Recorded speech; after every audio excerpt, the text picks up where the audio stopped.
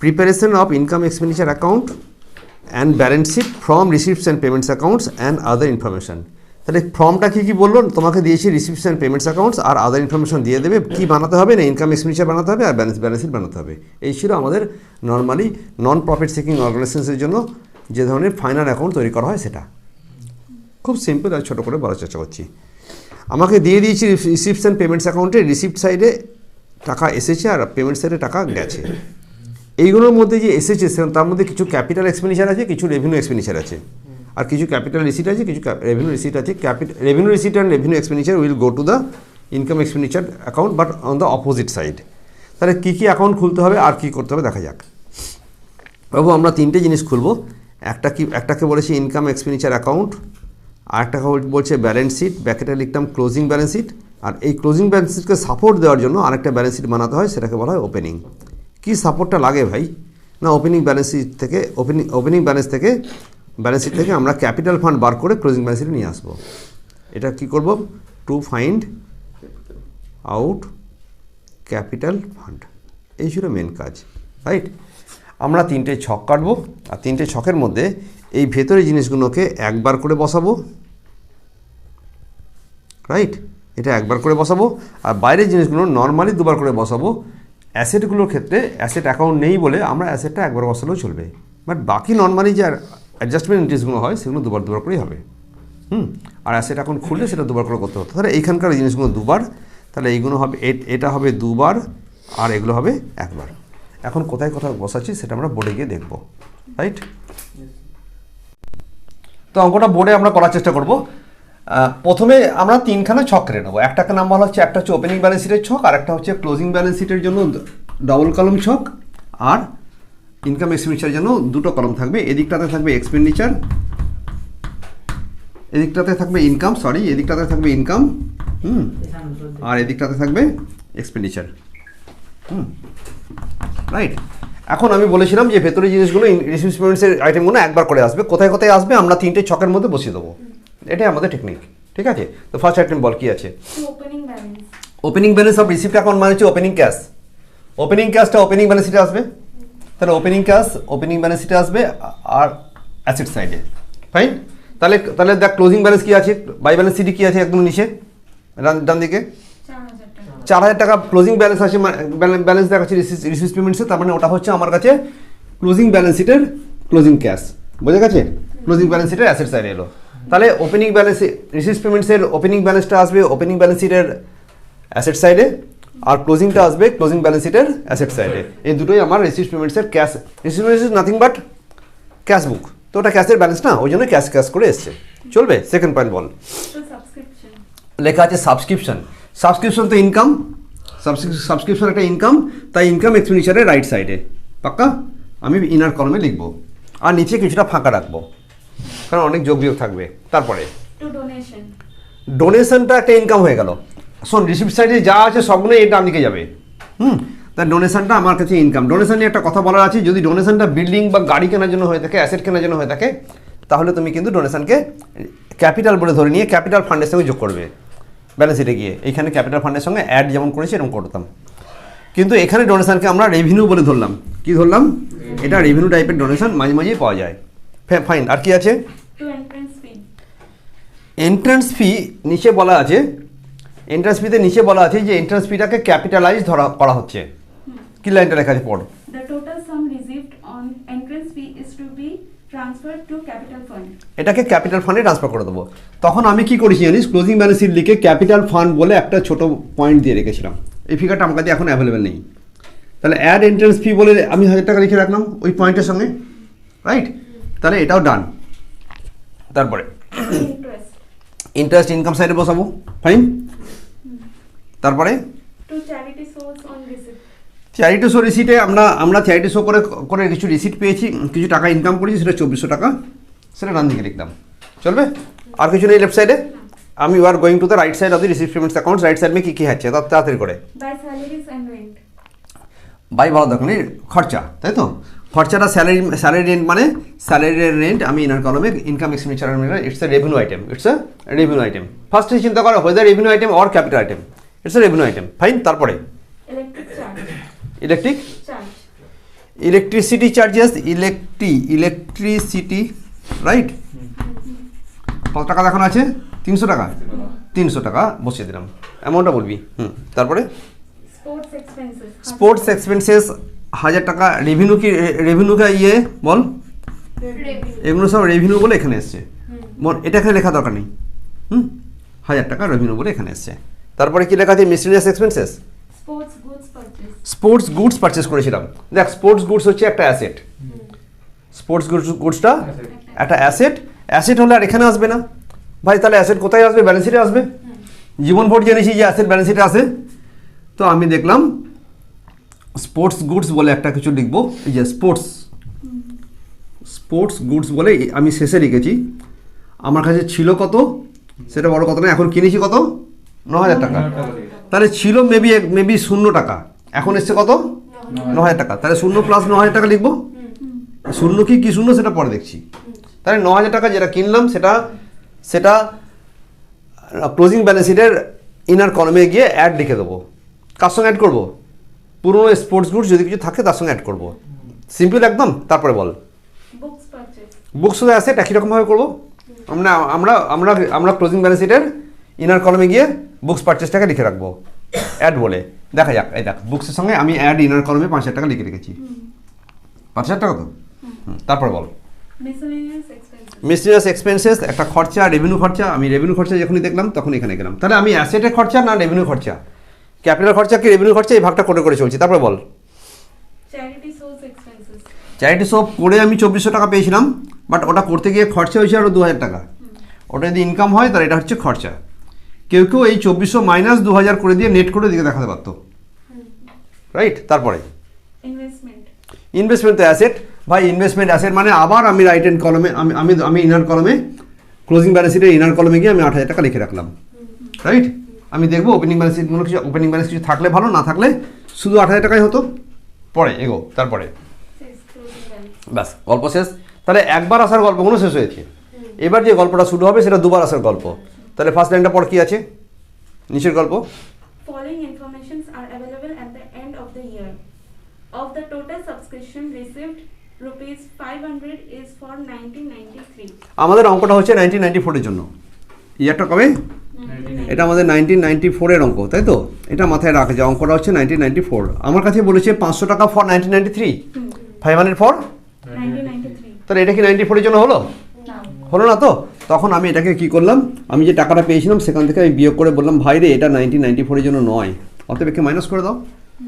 তাহলে কি লিখলাম? লেস ফর 1993 5000 টাকা, 500 টাকা। তারপরে And rupees দাঁড়া আরেকবার বলি ভাই, আচ্ছা বলে যা, তারপর বল। and rupees 600 for 1995. But rupees 100 is due for 1994. তিনখানা গল্প বলেছে, রাইট। আচ্ছা আগে একটা বুঝে নিই। একবার তো গেল, একবার তো এখানে মাইনাস করলাম। 1993 তে আমার কাছে পাওনা ছিল নিশ্চয়ই, তাহলে ওপেনিং তারিখে পাওনা ছিল। ওপেনিং তারিখে পাওনাকে ইংলিশে বলে অ্যাক্রুড, অ্যাক্রুডকে বলে অ্যাক্রুড, ওপেনিং অ্যাক্রুড, তো অ্যাক্রুড একটা অ্যাসেট, কারণ অ্যাক্রুড এ দিয়ে শুরু আর অ্যাসেট এ দিয়ে শুরু বলে অ্যাক্রুড কি হয়ে গেল? একটা অ্যাসেট। তাহলে অ্যাসেট সাইডে ওই 500 টাকা আমরা অ্যাক্রুড সাবস্ক্রিপশন ওপেনিং 1993 লিখে আমি 500 টাকা লিখে রাখলাম। তাহলে কবার হলো? এখানে এটা একবার হয়েছে, আর এখানে গিয়ে এটা কবার হলো বল? এটা দুবার হলো। হলো কি হলো না? সিমিলারলি এভরি আইটেমকে আমাকে এরকম করতে হবে। বলো 600 টাকাটা কি হয়েছিল ফর 1995? তাহলে 1995 এর জন্য যদি হয় সেটা তো 94 এর জন্য নয়। তাহলে আমি নিশ্চয়ই টাকা মাইনাস করে দিলাম। এই 600 টাকাটা এখানে একবার মাইনাস হলো, হয় আরেকবার কোথায় যাবে? ফাইন। তাহলে আমার বছরের শেষ দিনে দেখলাম যে 600 টাকা লোকেরা আমাকে অ্যাডভান্স দিয়ে রেখে দিয়েছে। It's liability. কেউ যখন আমাকে টাকা অ্যাডভান্স দিয়ে দেয় সেটা আমার লাইবিলিটি তৈরি হয়ে যায়, তাই তো? তাহলে আমার কাছে এটা লাইবিলিটি সাইডে গেল, কিন্তু সেটা কোন সালের জন্য যাবে? 1995 না, তোমার ক্লোজিং ডেটের জন্য। তাহলে ক্লোজিং ডেটের জন্য এটা একটা আমার কাছে লাইবিলিটি তৈরি হয়ে যাবে। সাবস্ক্রিপশন রিসিভ ইন অ্যাডভান্স 600 টাকা। তাহলে এটা যেমন একবার এখানে গেল, আরেকবার কোথায় গেছে বল? আরেকবার ক্লোজিং ব্যালেন্স শিটে এল সাইডে গেছে। ক্লিয়ার? কনসেপ্টটা ক্লিয়ার? এগুলো লেখা দরকার নেই। তাহলে এবি দুবার হয়ে গেল।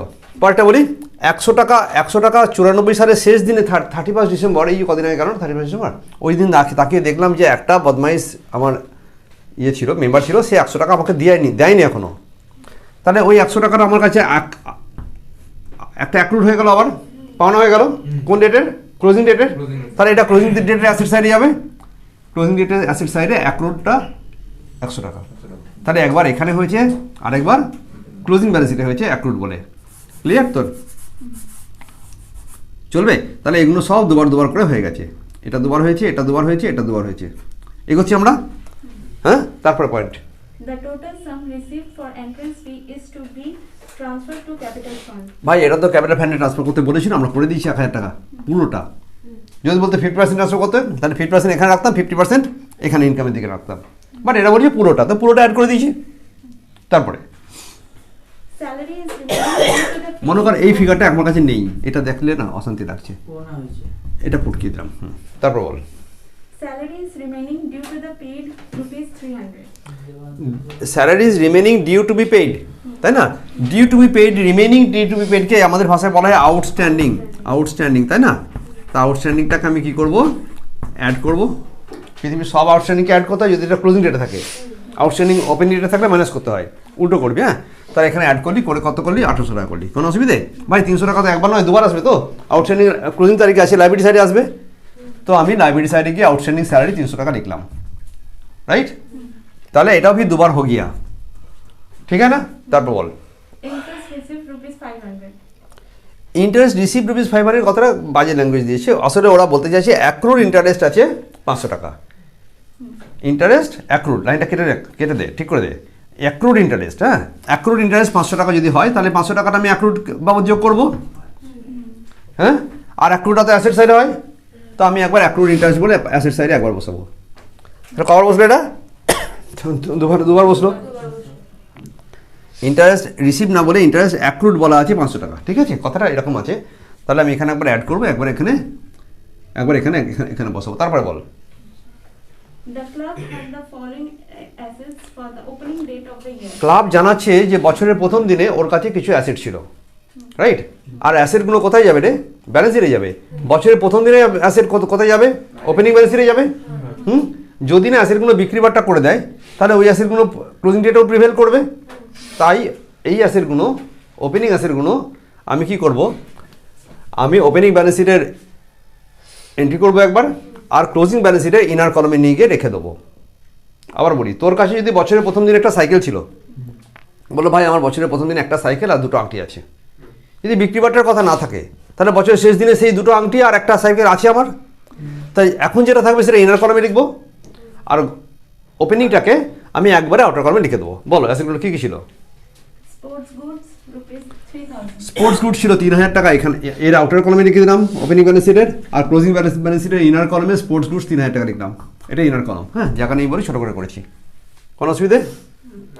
হ্যাঁ, তারপরে বল, Books rupees 2000. বুকস ছিল 2000 টাকা, আমি একবার ওপেনিং এখানে লিখলাম, আর একবার বুকসটা আমি ইনার কলমে করলাম। এটা ইনার কলম, হ্যাঁ, রাইট? তারপরে Investment rupees 6000. ভাই এর জন্য আমি বারবার বলতে আমার বিরক্ত লাগছে। এখানে করলাম একবার, আর একবার করবো। ইনভেস্টমেন্টটা হবে এর ইনার কলমে, হয়েছে? এইবার আমি আর কিছু আছে? আর কিছু নেই। আমি তো এর আগে 5000 টাকা পারচেস দেখিয়েছিলাম, তাহলে এই 2000 টাকাটা আমার কাছে ব্ল্যাঙ্ক ছিল, ওখানে বসিয়ে দিয়েছি, দিয়ে আমি 7000 করে দিলাম। এখানে 6000 টাকা আমার কাছে এখন আগে ছিল, এখন আরও 8000 টাকা ইনভেস্টমেন্ট হয়েছিল, যেটা রিসিভ পেমেন্টসে পেয়েছিলাম 14000 টাকা হয়ে গেল। স্পোর্টস গুডসে 3000 টাকা আগে ছিল, এখন 9000 টাকা কেনা হয়েছিল মনে হচ্ছে একটু আগে, নিয়ে মোট 12000 টাকা হয়ে গেল, রাইট? তাহলে এই ইনার কলম থেকে যাবতীয় কিছুকে আমি আউটার কলমে নিয়ে চলে গেছি। কারো কোনো অসুবিধা এইটুকুতে? এবার ক্লোজিংটা কী করে করবো, অ্যাকাউন্টটা শোনা যাক। আমি ফার্স্টে এই ব্যালেন্স শিটটাকে কমপ্লিট করবো। করে দেখলাম 14500 হয়েছে, এটা এখানে গেলাম 14500কে লিখলাম, এখানে কোনো কিছু নেই, তাহলে সবটাই আমার ব্যালেন্স হয়ে গেল 14500 টাকা। এটাকে বললাম ক্যাপিটাল ফান্ড। ওকে, তাহলে একটা কোম্পানি বল, একটা বিজনেস বল, একটা ক্লাব বল, সবার জন্য ক্যাপিটাল বল একটা শব্দ চাই। মানুষ বল, একটা ক্যাপিটাল চাই, রাইট? সবার জন্য ক্যাপিটাল চাই, রাইট কি না? তো ক্লাবেরও ক্যাপিটাল চাই, সেই ক্যাপিটালটাকে আমরা বলি ক্যাপিটাল ফান্ড, নট ক্যাপিটাল। কেন ক্যাপিটালের বদলে ক্যাপিটাল ফান্ড বলা হয়? কারণ এখানে কেউ বিজনেস করে না। ক্লাব কি ব্যবসা করে? ক্যাপিটাল খাটানো হয় বিজনেসের জন্য। আর ক্যাপিটাল ফান্ড হচ্ছে বিভিন্ন জনের কাছ থেকে নিয়ে ক্লাবের কাছে একটা ফান্ড তৈরি হয়ে যায়। কেউ কেউ তো একা টাকা খাটায় না, তখন সেটাকে বলা হলো ক্যাপিটাল ফান্ড। এই 14,500 যেটা হলো সেটা নিয়ে গিয়ে আমি এই ক্লোজিং ব্যালেন্স শিটে 14,500 এখানে বসিয়ে দেবো।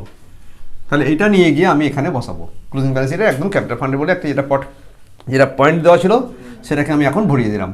তাহলে এন্ট্রান্স ফি ছিল আরও 1,000 টাকা, হলো 15,500 টাকা। এইবারে এইটাকে কমপ্লিট করব। এটা যোগ করে দেখলাম 27,000 টাকা এদিকে হয়েছে, এটা এদিকে নিয়ে এলাম, নিয়ে এসে এদিকে দেখলাম 21,200 টাকা। 21,200 টাকা, এই 21,200 টাকা আমার কাছে নেট ব্যালেন্স বেরিয়েছে। আবার বলি এদিক থেকে এদিকে নিয়ে যোগ করে দিয়ে এগুলো সব বিয়োগ করে দেখলাম 21,200 টাকা আমার সারপ্লাস হয়েছে। এটাকে বলবো সারপ্লাস। আগে যেটাকে বলা হতো প্রফিট, এটাকে বলা হবে এখন সারপ্লাস। সারপ্লাসকে লেখা হবে access of income over expenditure transferred. ভাই ট্রান্সফার তো কোথায় ট্রান্সফার? ট্রান্সফার কথাটা মানে কি, একটা কোথাও যাবে তো ট্রান্সফার হয়ে, ভাই ট্রান্সফার হতে যাচ্ছে উঠতে উঠতে গিয়ে আমি এইখানে গিয়ে এইখানে যে সারপ্লাসটা বেরিয়েছে 21,200 টাকা লিখলাম, রাইট। আমার কাছে ক্যাপিটাল ফান্ডের সঙ্গে এই টাকাটা যোগ হয়ে যাবে। যদি সারপ্লাসের মধ্যে ডেফিসিট হতো তাহলে কী হতো, মাইনাস হয়ে যেত। এদিকে উত্তর হলে কী হতো, ডেফিসিট, আর ডেফিসিট হলে মাইনাস হয়ে যেত। বুঝে গেছে? তো আমার কাছে এটা যোগ করে এবার আমি এটা যোগ করে দেখলাম, এটা 37,600 আছে। এগুলো তো আগেই অলরেডি বসানো ছিল, যোগ করে পেলাম কত, 37,600 টাকা। 37,600 টাকা এখানে যোগ করে পেলাম। আর ডান দিকটা যোগ করে আমি দেখলাম এটা এখান দিয়ে চলে গেছে, এটা এখানে চলে গেছে, এটা এখানে আছে, এটা এখানে, সবটা দেখে নিবি যে আমার সবটা রাইট হ্যান্ড কলমে গেছে কিনা, যোগ করে দেখবো এটাও 37,600 হয়েছে। ওকে, তাহলে ফার্স্ট এই দুটো ব্যালেন্স শিট মিলে যাওয়া মানে হচ্ছে আমার ফাইনাল অ্যাকাউন্ট কমপ্লিট। অ্যাকাউন্ট এটা ইট ইজ মিন্ট ফর কি, it is meant for workings only. এইটা বার করার জন্য এটা করতে দিচ্ছি। যদি কোনো একটা অঙ্কে ক্যাপিটাল ফান্ড দিয়ে দেয়, পরীক্ষা হলে অত বড় অঙ্ক দিল না, ক্যাপিটাল ফান্ড দিয়েই দিয়েছে অঙ্কটায়, তাহলে তোমার দরকার লাগে না এটা করতে। আর ছোটো করে মাত্র কয়েকটা অ্যাসেট দিয়েছে, তুই যোগ করে লাইবিলিটি মাইনাস করে রাফে বার করে দিলি। এটা আসলে রাফ ওয়ার্ক। মেন ফ্রেমের অঙ্ক হচ্ছে ইনকাম এক্সপেন্ডিচার 1 নম্বর, আর 2 নম্বর হচ্ছে closing balance sheet. Now it is over.